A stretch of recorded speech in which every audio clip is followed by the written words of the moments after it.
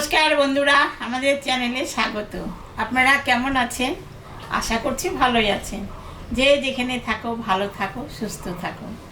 আমরা সবাই ভালো আছি। তবে আজকে আমি বাজার থেকে রূপচাঁদা মাছ এনেছি। এই দেখো কি সুন্দর বড় বড় পিস। এই রূপচাঁদা মাছের আমি আলু দিয়ে কারি করব। মাছটা তো কাটা বাছা হয়ে গেছে, চলুন এখন রান্না বসাই। আমি কড়াইটা বসা দিয়েছি, কড়াই গরমও হয়ে গেছে। আমি এখন মাছ ভাজার জন্য তেল দিয়ে দেব। মাছে লবণ দিয়ে দিলাম, হলুদও দিয়ে দিলাম। তেলটা গরম হয়ে গেছে, এখন আমি মাছটা ভাজে নেব।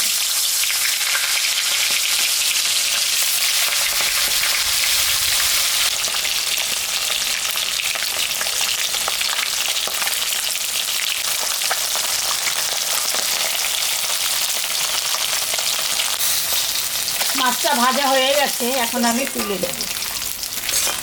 খাতে খুব স্বাদ, বাইরের মাছ এটা, সমুদ্র।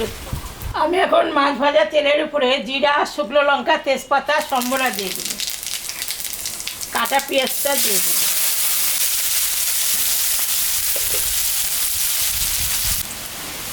পেঁয়াজটা ভাজা ভাজা হয়ে গেছে, এখন আমি কয়েকটা আলু কাটে রাখছি, এটা দিয়ে দেব।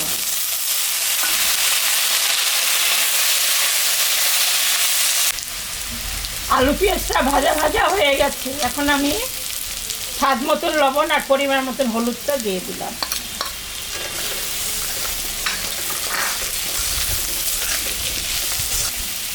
এখানে আদা, জিরা, ধনা আর হচ্ছে শুকনো লঙ্কা আছে, সবগুলো আমি বাটা দিয়ে দিলাম।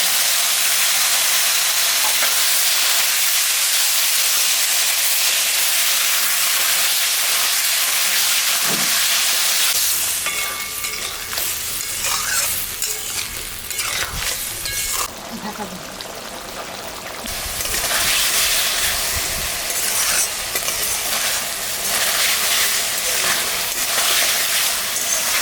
মশলাটা কষানো হয়ে গেছে, আর একটু হবে, তারপরে আমি জল দিই। ঢাকাটা আমি দিয়ে দিলাম, 10 মিনিট ঝোলটা ফুটলে মাছটা দিব। 10 মিনিট হয়ে গেছে, ঢাকাটা আমি তুলে নিলাম। এখন আমি মাছটা দিয়ে দিব।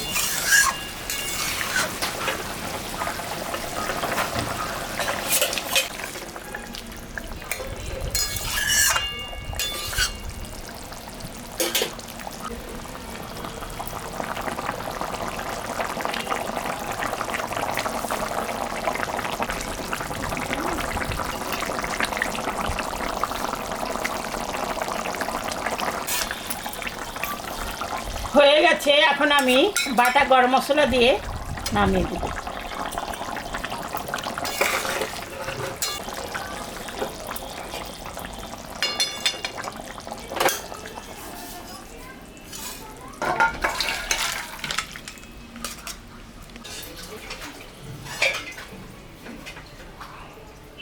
দেখলেন তো বন্ধুরা, আমি রূপচাঁদা মাছের কারি রান্না করলাম।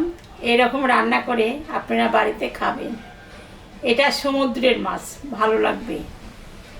রান্না করে খেয়ে কেমন লাগলো আমাকে কমেন্টে জানাবেন। আমাদের চ্যানেলটাকে সবাই একটু সাবস্ক্রাইব করবেন। ভিডিওটাকে দেখবেন, শুরু থেকে শেষ অবধি দেখবেন। ভালো লাগলে লাইক করবেন, শেয়ার করবেন। Tata, bye bye.